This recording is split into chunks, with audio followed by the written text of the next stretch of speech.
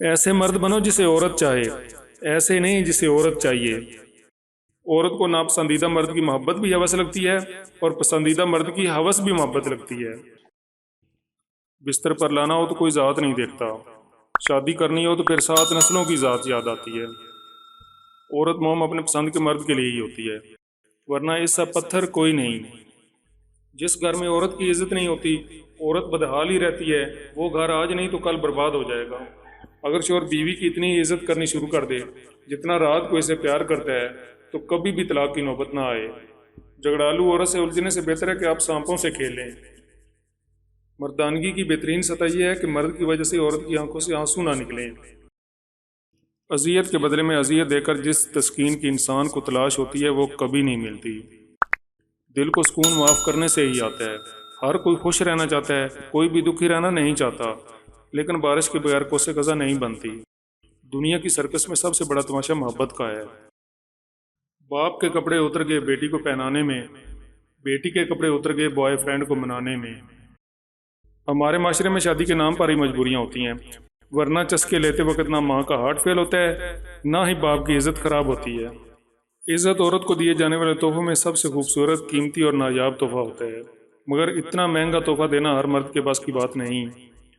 مرد عورت کو جب ایک بات کہتا ہے تو سمجھ جائیں کہ وہ عورت کو ننگا دیکھنا چاہتا ہے، وہ یہ کہ مجھے تم سے پیار ہے۔ عورت کے پاس یہ صلاحیت ہوتی ہے کہ وہ حالات کے تقاضوں کے مطابق اپنے والدین کا بیٹا بھی بن جاتی ہے اور اپنی اولاد کا باپ بھی۔ انسان جب ساتھ ہوتا ہے، پاس ہوتا ہے، تب اس کی قدر نہیں ہوتی، اور جب دور چلا جاتا ہے تب پہلے کی ہوئی بے قدری والی باتیں روح کو بہت تکلیف دیتی ہیں اور ہم بے بس ہوتے ہیں۔ ہمارے معاشرے میں بہت سی عورتیں سسرال والوں کے معیار پر پورا اترتے اترتے قبر میں اتر جاتی ہیں۔ نکاح کا لالی دے کر روح کی دھجیاں اڑانے والوں، اس کا قرض تم اپنے گھر سے ادا کرو گے۔ عورت کی سب سے زیادہ عزت قرآن پاک میں دی گئی ہے۔ لوگوں میں بھی دیمک کی سی صلاحیت ہوتی ہے، لوگوں میں بھی دیمک کی سی صلاحیت ہوتی ہے، کھا جاتے ہیں دوسروں کی خوشیوں کو۔ وہ جھونپڑی جہاں عورت مسکراتی ہے اس عالیشان محل سے بہتر ہے جہاں عورت روتی ہے۔ ہمارے معاشرے میں ایک بار شادی ہو جانے کے بعد عورت کا طلاق یافتہ ہونا پورے خاندان کے لیے ذلت کی علامت بن جاتا ہے۔ والدین کی ہر صورت کوشش یہی ہوتی ہے کہ چاہے حالات کیسے بھی ہوں بیٹی نبھاتی رہے، گھر میں مار پیٹ ہو یا زہریلا ماحول، گھر کو جوڑنے رکھنے کی اولین ذمہ داری عورت کے نازک کندھوں پر ڈالی جاتی ہے۔